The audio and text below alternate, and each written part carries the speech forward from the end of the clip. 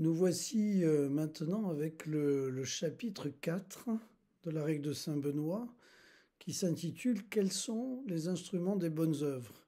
Comme Saint Benoît le dira à la fin de ce chapitre, il conçoit le monastère comme un atelier avec des outils pour essayer de travailler sur nous-mêmes, de telle manière que l'on puisse réaliser tout ce qu'il a exprimé précédemment dans les chapitres précédents, sur l'écoute, la mise en œuvre, l'exercice de cette écoute dans la responsabilité, dans la vie communautaire, donc des outils. Alors, quels outils?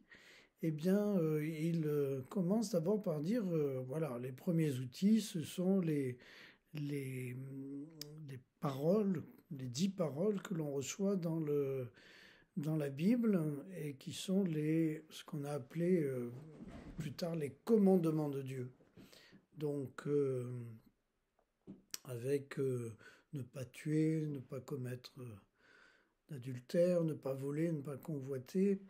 Et tout cela résumé dans le grand commandement. D'abord, aimer le Seigneur Dieu de tout son cœur, de toute son âme et de toute sa force. Et ensuite, le prochain comme soi-même, le double commandement, donc, qui résume toute la loi et les prophètes, comme dit Jésus.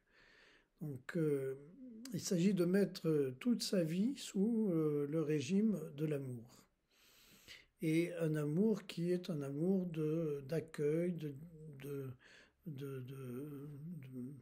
d'ensemencement et un amour de récolte, un amour qui produit du fruit et un fruit qui se récolte et qui se récolte en commun.